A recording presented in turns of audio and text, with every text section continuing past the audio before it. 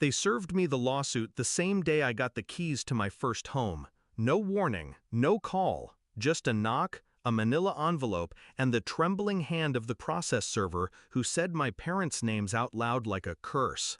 "You're being sued by your family." I didn't flinch, just nodded, took the envelope, and shut the door, hard. Behind it, silence.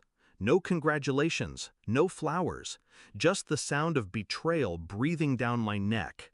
I started working when I was 15, not because I wanted extra cash for video games or prom dresses, because no one else was going to keep the lights on when the emergency fund was funneled into my sister's violin lessons and therapy dogs and yoga retreats. She was gifted, sensitive, too fragile for the real world. I was the real world. Part-time jobs, double shifts, finals week with a mop in my hand and numbers in my head. Never asked for a dime. Paid for my textbooks with rolled quarters. Ate canned beans while she posted brunch photos from Paris. Still, I didn't complain. I thought loyalty was love. I thought they'd see me one day. When I got accepted into university, I didn't tell anyone until the tuition was already paid. Every cent, mine. Scholarships, freelance gigs, teaching assistants. I built my future brick by brick, while they poured every last resource into building my sister's illusion. "Someday she'll thrive," my mom would say. They just needed me to sacrifice a little longer. The turning point? A voice memo. Accidental. 46 seconds long.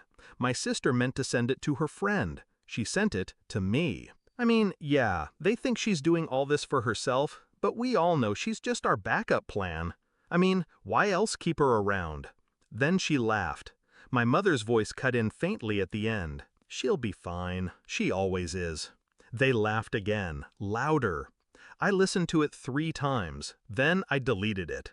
Not because I forgave them, because I had finally heard what I needed to hear, and I didn't want them to know I'd heard it.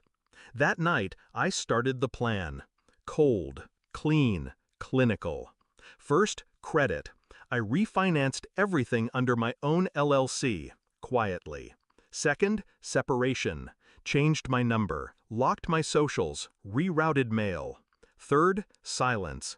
That was the hardest. They begged for check-ins, updates. "How's your new job, sweetheart?" I gave them nothing. I let the distance do the talking. I bought the house after 2 years of planning. Small, simple, beautiful. 1 bedroom, no space for visitors. When I didn't tell them, they took it personally. When I didn't invite them, they took it as war. Turns out, independence is offensive to people who thought they owned you. The lawsuit claimed I stole her future, that my down payment should have gone to her master's program in healing arts, that our parents relied on my success for the good of the family. They said I had a moral obligation to keep giving, like I was a trust fund, not a human being. But here's the thing about moral obligations. They only exist when there's mutual respect. And I ran out of that the night I realized I was just their contingency plan. I lawyered up, not because I thought I'd lose, but because I wanted every page of that countersuit to sting. Defamation, emotional distress, financial harassment.